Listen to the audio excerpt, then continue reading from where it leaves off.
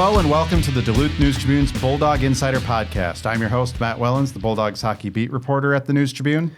And I'm Zach Schneider, the television voice of Bulldogs hockey on Minot Sports.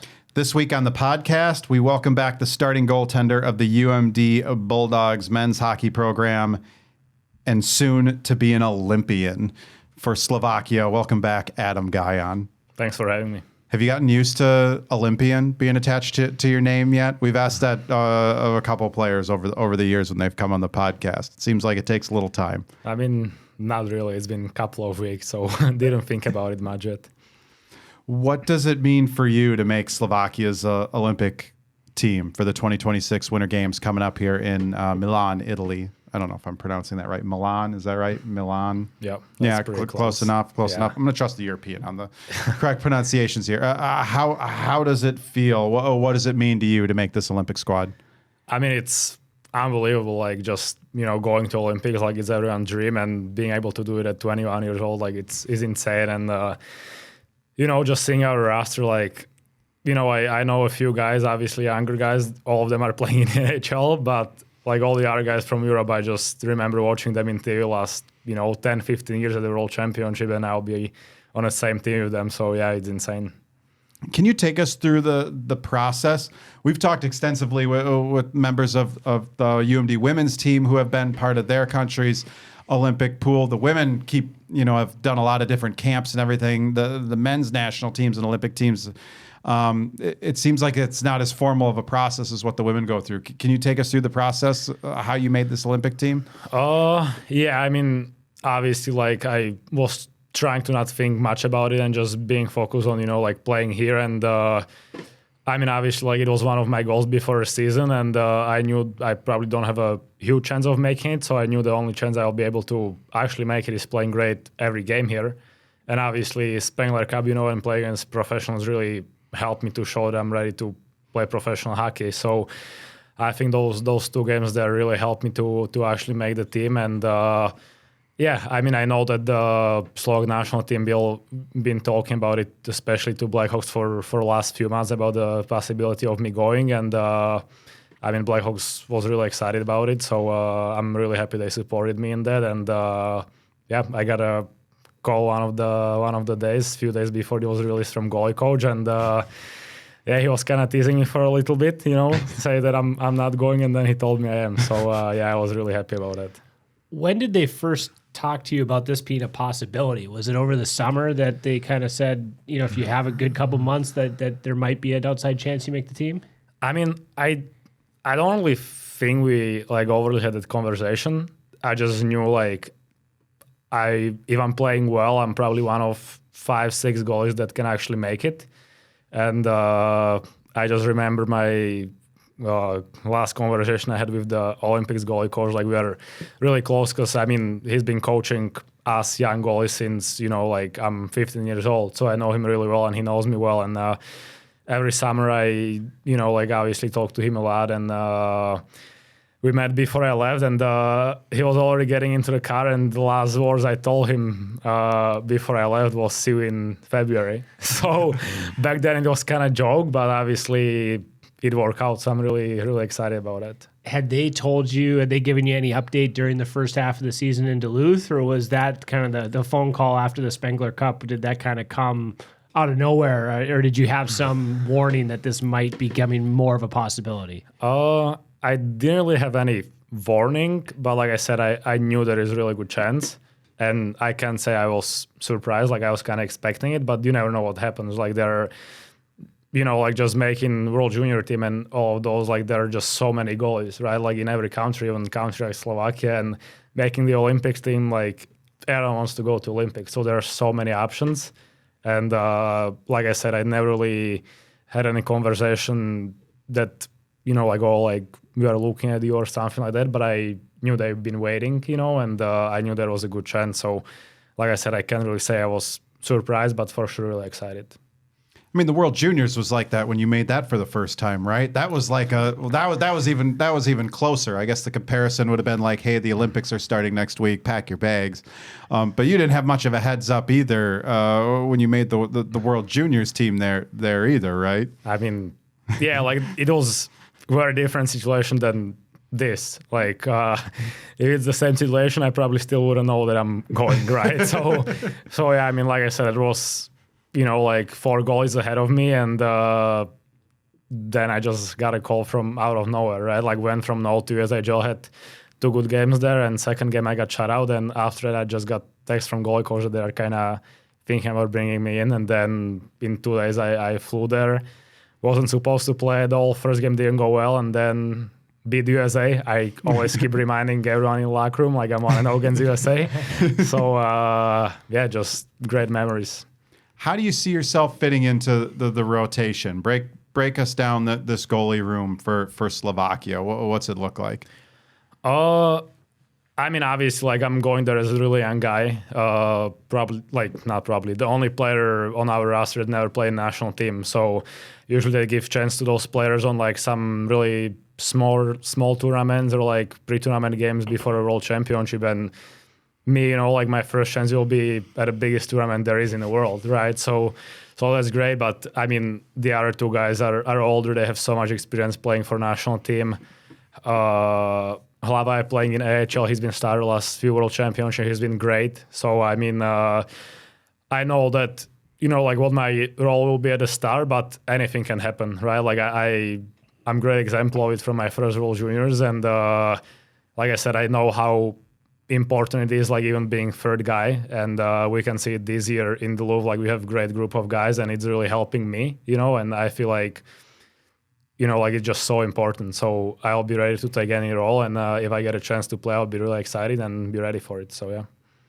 Have they told you, like, did the coaches tell you, hey, you're going to at least get in 1 game in the Olympics, or they didn't make any guarantees like that for you? No, not really. I mean, you know what's going to happen, right? Like, before my first World Juniors, like, it was pretty much no chance I'm getting in. And everyone changed quick. Everyone know what happened, right? So, I mean, like I said, I know what my position probably will be at the start, but like, I'm really excited about that, and I'll support those 2 guys. And like I said, if I get a chance to play, I'll be ready for it.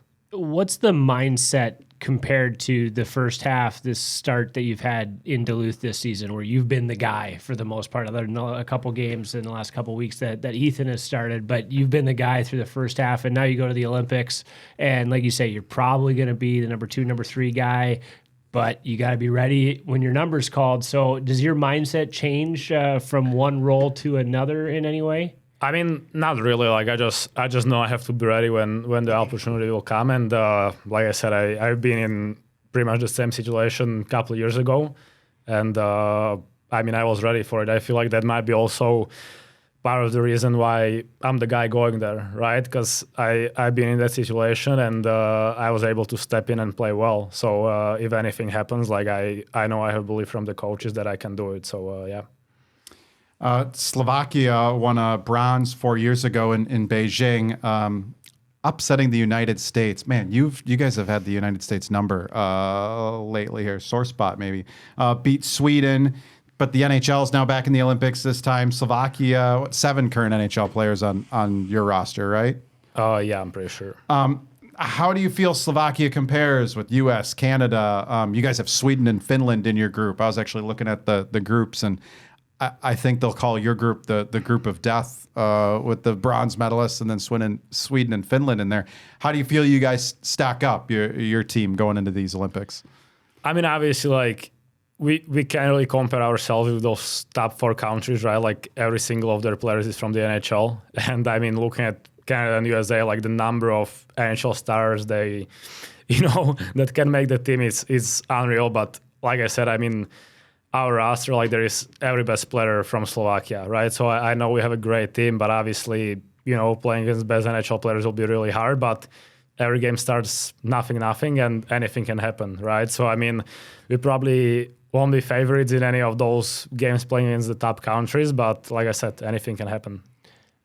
There's going to be a lot of pride from countries like the U.S. and Canada, especially those NHL guys that didn't get a chance to go 4 years ago. But for a smaller country like Slovakia, we just got done talking about it at the World Juniors. How much does this mean? How much did that medal 4 years ago mean, even though there wasn't the full complement of players? Do you remember when Slovakia won the bronze medal? You were a teenager at the time. Do you remember what that meant to hockey in your country? I mean, yeah, like fans in Slovakia are unreal. Like everyone is watching hockey. I think I talked to, during World Juniors, I went to bronze medal game and final game, did some interviews with Slovak TV there, and I talked to reporter about it that I think it was like around 700,000 people in Slovakia have been watching World Juniors when we played the quarterfinal game against Finland, which is like every fifth person, right? Because Slovakia is 5.5 million, which is insane when you think about it, right? Like it's never going to happen in the USA because there are, you know, like it's a huge country, you know, like people just care about different stuff, right? Like I just know talking to either of my boys in Chippewa or, you know, Green Bay, they didn't even really know what World Junior is. Like in Slovakia, everyone knows because that's what everyone is talking about, right? So yeah, winning bronze medal Olympics was huge, you know, like it didn't really matter that there were no NHL players, you know, like it's still insane, our first medal from Olympics. And yeah, like that was all everyone was talking about for a long time. Are you outside of hockey? Are you a big Olympics fan? Do you like watching them normally? Is there like anything you're really hoping to take in when you're over there in Italy? Oh, I mean, yeah, like I love watching Olympics, like all the sports, not just hockey, you know. So last 4 years ago we had our skier winning a gold medal. So now she was injured, not sure if she will be there, but she's actually competing with Michaela Schifrin. She's from USA, which it's kind of also funny, you know, like when we have those top athletes, like everyone knows about them. And, you know, when I talk to guys here about, you know, like, do you know Michaela Schifrin? Like she's best skier in the world from USA. They have no idea, right? So that just shows like how really different it is in Slovakia. Like when we have those top athletes, like everyone knows about them and it's just so different. So yeah, so excited about just being there. And like I said, just watching every sport in TV is always really cool. Is there one sport you really want to go watch? I think I remember there are a couple of Bulldogs who were in the last Olympics. They were able to take in ski jumping. That was the one. Again, it all depends on what your schedule aligns with and such. But is there like one sport that if you had an off day, that's the one you'd want to go watch?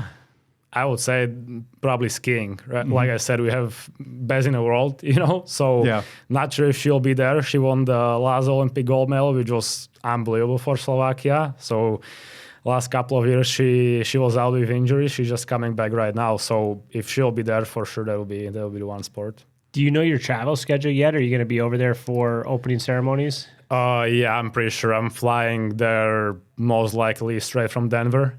And getting to Slovakia February 2nd, and then February 3rd flying to Milan. So okay, yeah. So you'll get a chance to do all the ceremonial stuff at the start. Yeah.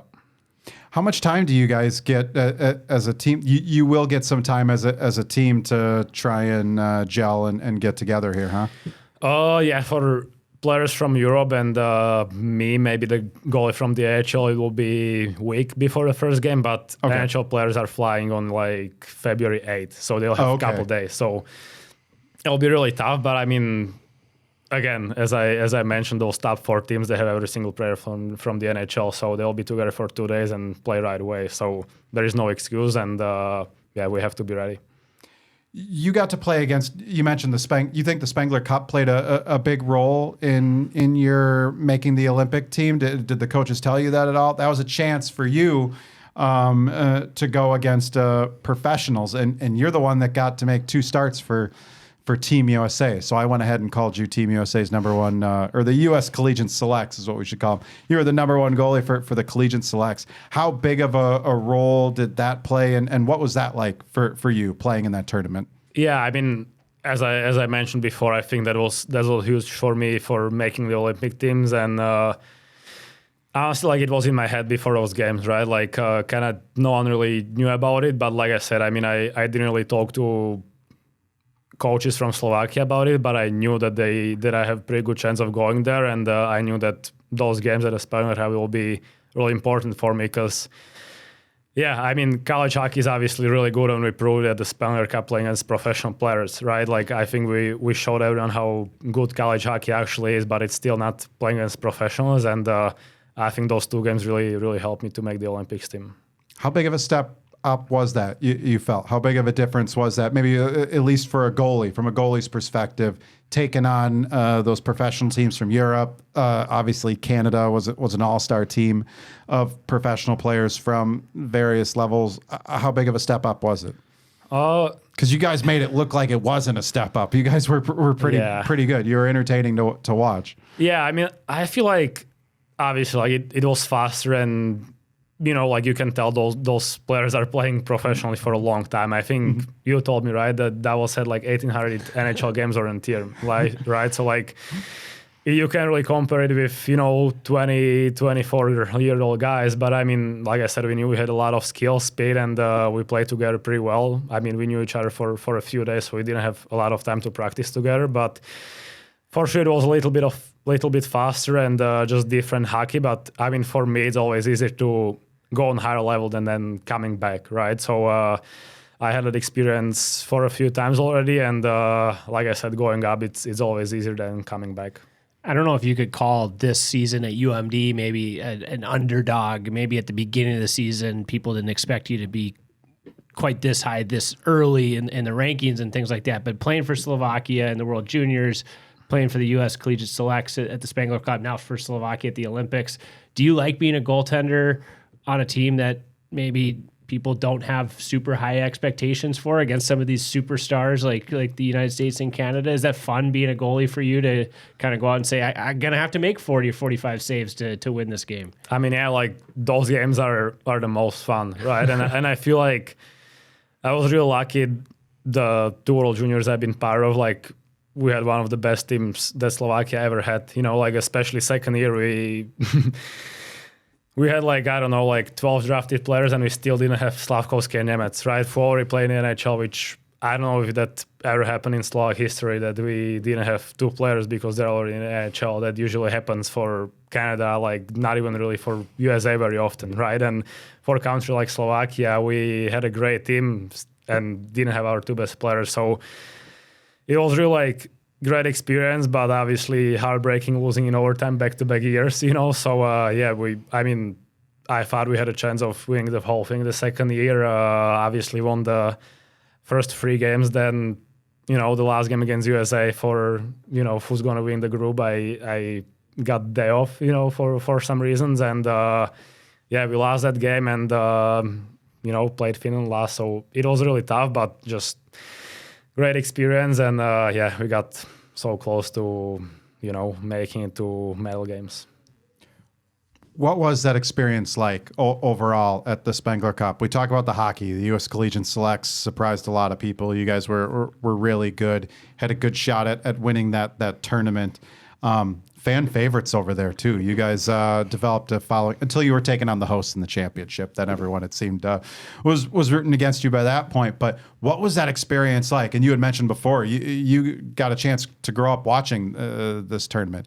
It seemed really cool watching it from over here in the U.S., the experience you guys had over there. Yeah, I mean, it was unbelievable, like everything around. I would say for probably most of the guys, it was their first time in Europe, right? So like all of us enjoyed it, like the area like around Davos is beautiful, just mountains and everywhere. Like it just is really nice, like a lot of people come there for Christmas and stuff like that. So I mean, the ring is super historic. Like that was really cool too. Fans are unbelievable, so just great experience.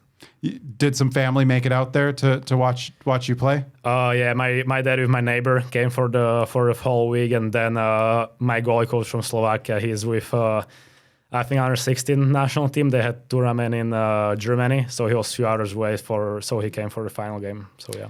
Is that something, if you would come back to college next year, you would push to go back for the Spengler Cup? Do you think they want to bring a new group over there?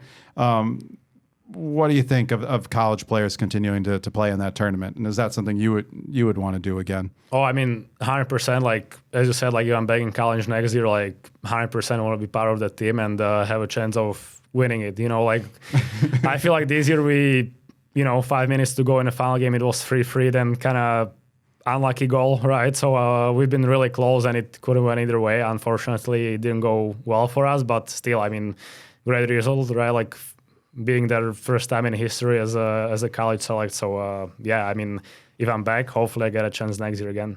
Now you want to go back to, you got to experience it. Now you want to go back to win the thing, right? Yeah. Adam, I did a feature with you at the start of the season. I thought it was noticeable right from the start that you would come back a better goaltender, and we've talked about that.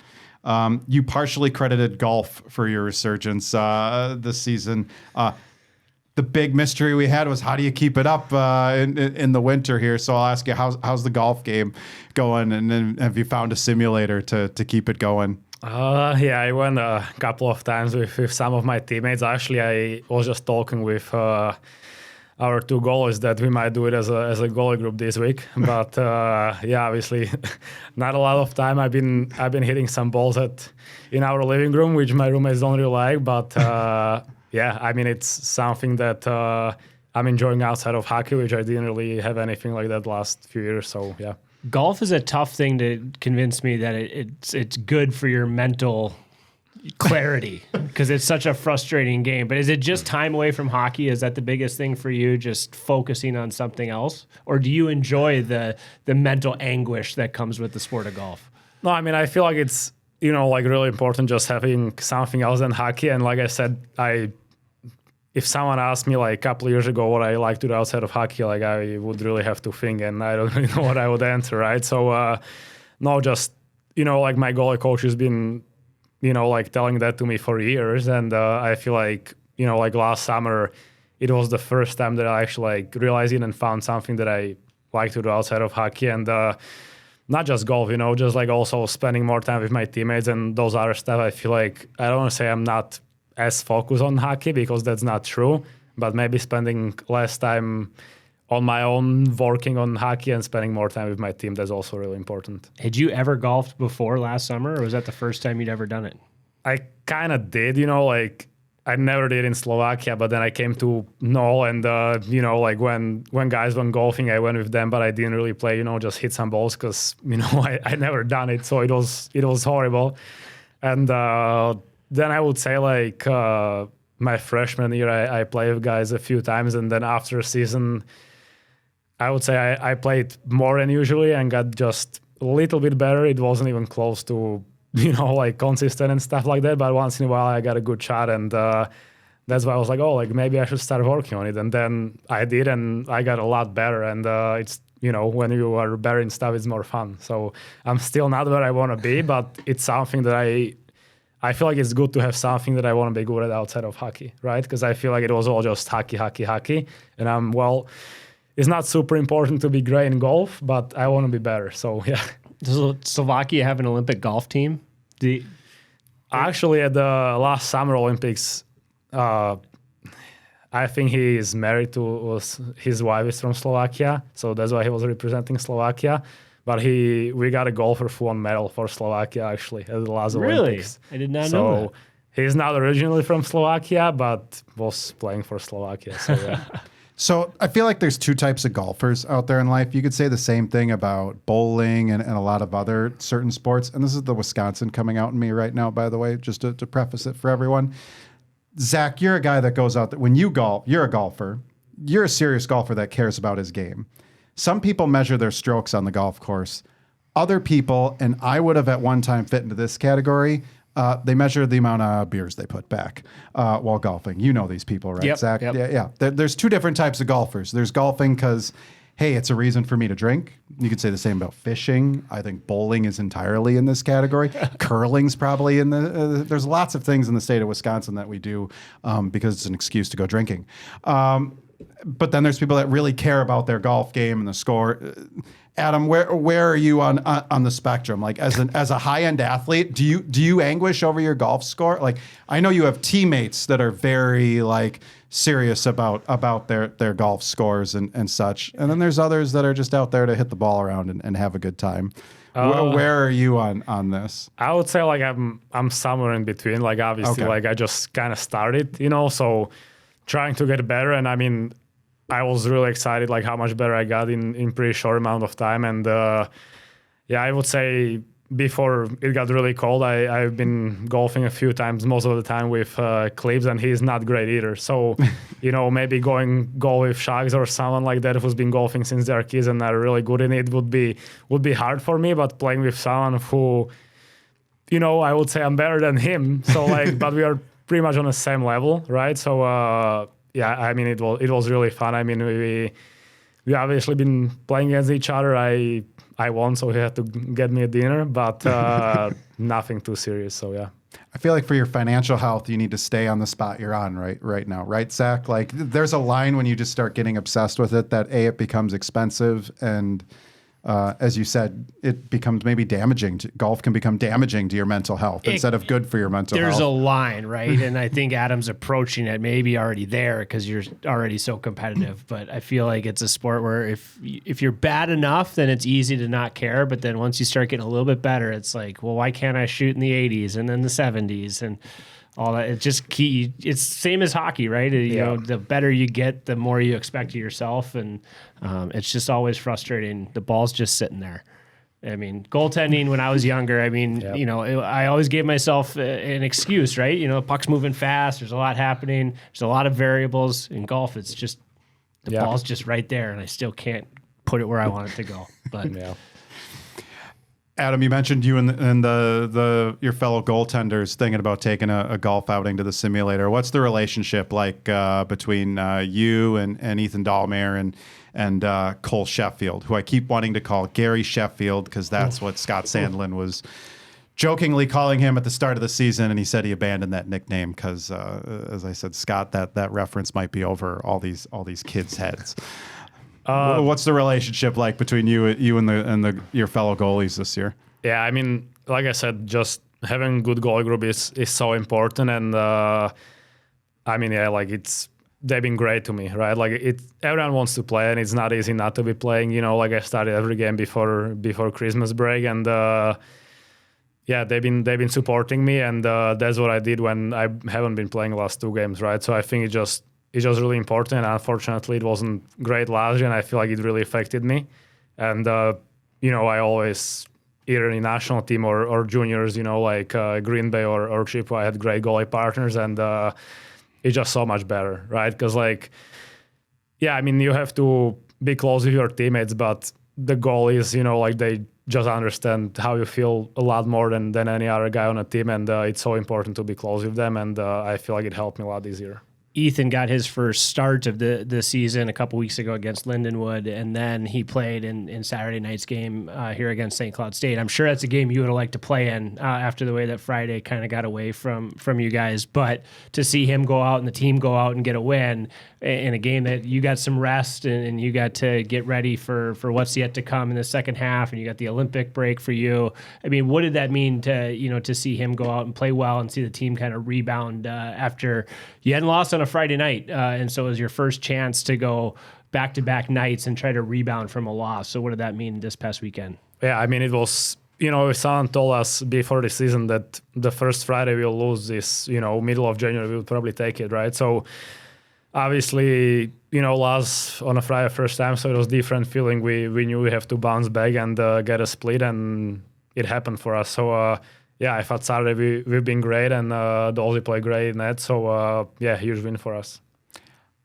Coach has mentioned going into the St. Cloud series, he had said he probably needs to split you and Ethan, because Ethan's going to have to take over for probably 4 games. It's looking like. You're probably hoping 4 games because it means Slovakia is making a run in the Olympics here and such. How important is it for him after only making that one relief appearance? How important is it for him to get some games in before you head to Italy for the Olympics? Yeah, I mean, as I said, he, didn't start any game first half, and it's never easy to jump into it. So I think, getting started against Lindenwood, I kind of expected that it will happen, and I mean, obviously Saturday, there was a lot of bounces that I couldn't control, but I wasn't as good as I should be, right? I want to be better than that, and he got a chance to play Saturday, and he played great. So I think also, the first weekend I will miss with Olympics will be against Snowdog, which I would say we play 24 games so far, and the only game we didn't have a chance to win, I feel like, was Saturday game in Nodak. So they obviously have a really good team, and those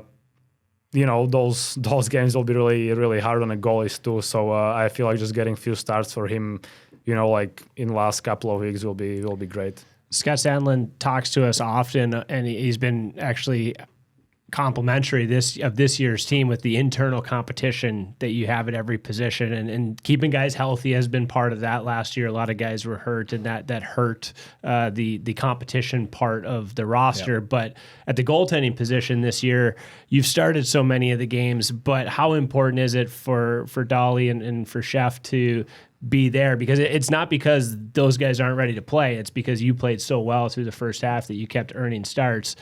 How important is it to have those guys kind of pushing you Monday through Thursday in practice so that you're ready to go on Friday and Saturday? Yeah, I mean, we push each other every day, right? Like, I gotta be honest, there been a few Mondays or Tuesday I missed the practice because I had some issues with my body and stuff like that. But right now I feel a lot better. I figured out some stuff. So yeah, I mean, just today, all of us had great practice. We compete hard and just push each other, and not just us, the whole team. Like, it's been great this year. And as you mentioned, last year there was, a lot of injuries, and maybe guys weren't, not everyone was working as hard as they should have. And this year it's been a lot better. So I think just us being so close to each other and competing as each other, like, you can see it then in the games. I want to get to know let's get to know your teammates, Ethan and Cole, a little better here. We're going to try and get both of them maybe together on the podcast at some point.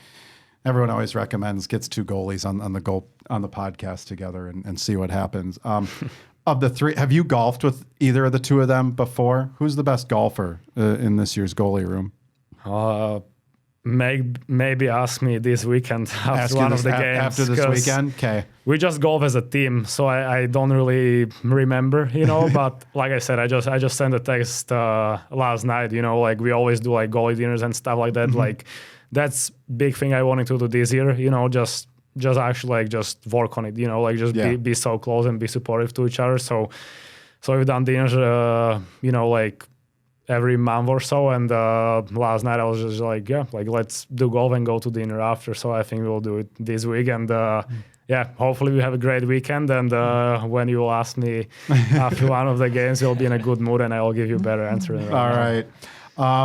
Who among the goalies is the best cook? Do you know who the best cook is on the team here? I don't know, but I would say probably me. Probably better than those two guys. So can't really imagine them being able to cook. And for me, like, I've been living on my own since I'm 14 years old, so I feel like I have a lot of experience. You got the experience there, yeah. Which of your goalie partner is most likely to make you laugh during a break in the action when you come to the bench? I would say I don't really talk to them that much. You can see I just, like, get a drink and switch my sweatband because I hate when it's sweaty. So there is not a lot of conversation going on, right? Like, I'm just focused. But if there is something in between intermission or especially after a game, then but not really on the bench during the game. Which of the goalies is best for one-liners? I would say Dolzy is really quiet, but like when he says something, it can be really funny. So I feel like after getting to know him better, like he can say something really funny. So after the Lindenwood game, or no, it was the Manitoba game, excuse me, the exhibition game, we talked with Sheffield after the game. Yep. You were messing with him pretty good during his TV interviews. So do you guys pick on Sheffield, or is that kind of back and forth? Is that the way you guys mess with each other? Because there was a lot going on after that game for him. Oh yeah, I mean it's back and forth. It's not really we pick on him or they pick on me or anything like that. I mean, that. I feel like I would probably never do something like that last year, right? Because, like I said, things maybe weren't great, but this year, like, I think, that just shows how close we are, and I think it's so important. Like, you see it on NHL level, like when guys are doing interview, like, there is something going on around, and I was like, why not, So, I mean, it's been so much fun this year. Has he got you back yet? Do you have to watch out? I don't think he will. I don't think he's like me, but yeah, I mean, I took my chance, so yeah. Yeah, I'll be on alert next time we talk to you after a game to yeah. see if he's got something in store for you.